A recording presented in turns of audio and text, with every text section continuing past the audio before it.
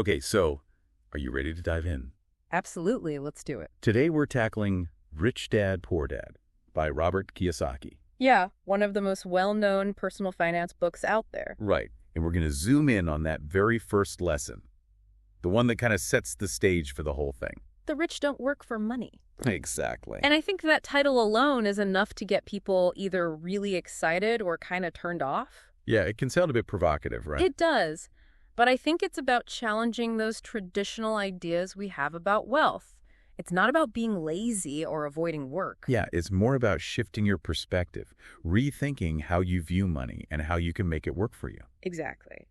So Kiyosaki's big idea in this first lesson is that, well, the rich don't work for money the way most of us do.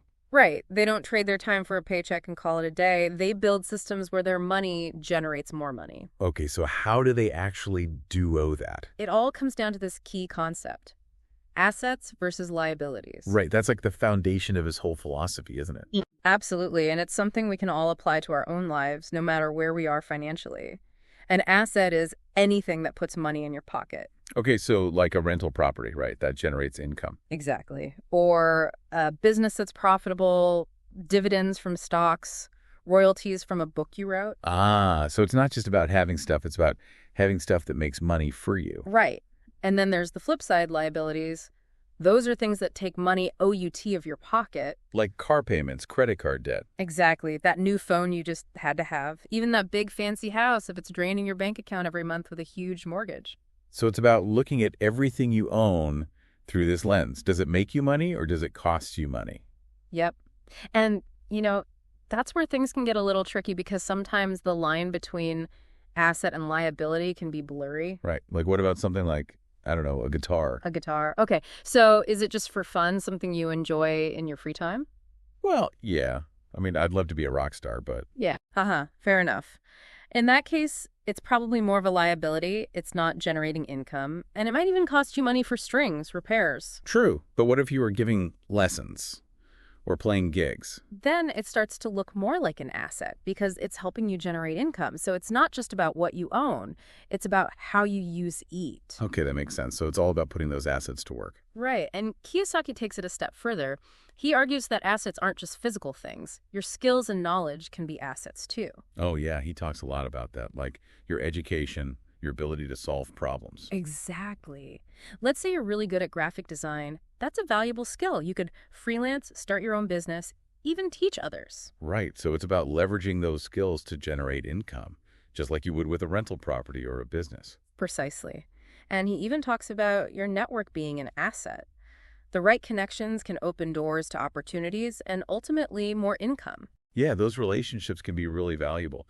And it all kind of ties back to that rich person's mindset he talks about, doesn't it? Absolutely. It's about seeing the world differently, recognizing opportunities where others might just see risk. Right, like in that story he tells about buying his first rental property.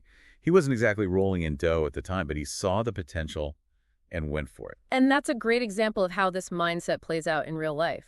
It's not about waiting for the perfect moment or having a ton of money to start. It's about taking calculated risks and making your money work for you. But isn't there also an element of, facing your fears? A lot of people are afraid to take risks, especially when it comes to money. Of course. Fear is a natural human emotion. But the rich person's mindset isn't about being fearless. It's about understanding that security doesn't come from clinging to a job you hate just because it feels safe. Right. It's about building your own security through financial freedom. Exactly. And that often means stepping outside your comfort zone, educating yourself about finance, and taking those first steps, even if they seem small. So it's not about becoming some kind of financial daredevil. It's about being informed and making smart choices. Precisely. It's about taking control of your finances rather than letting them control you. That makes sense. So we're seeing that building wealth isn't about winning the lottery or inheriting a fortune. It's about shifting your mindset and making smart decisions over time. Exactly. And it starts with that first step. Maybe it's reading a book like Rich Dad, Poor Dad, taking a personal finance course, or even just having an honest conversation with yourself about your financial goals. Right. And I think that's a great takeaway for our listeners. It's not about being rich already. It's about taking action to become financially literate and build a solid foundation for the future. Absolutely. Every journey starts with a single step. And even if you're not sure where to begin, just start exploring. Read, learn, talk to people who are knowledgeable about finance. This has been a really insightful dive into Rich Dad, Poor Dad. We've only scratched the surface of this first lesson, but it's already given us a lot to think about. It definitely has, and it all circles back to that core idea. The rich don't work for money, they make their money work for them. And that's something we can all strive for, regardless of our current financial situation. So here's something to ponder as we wrap up. What's one small step you can take today to start building your own path to financial freedom? Maybe it's setting a budget, starting a savings plan, or even just making a list of your financial goals. Think about it. And until next time, keep those minds curious and those wallets growing.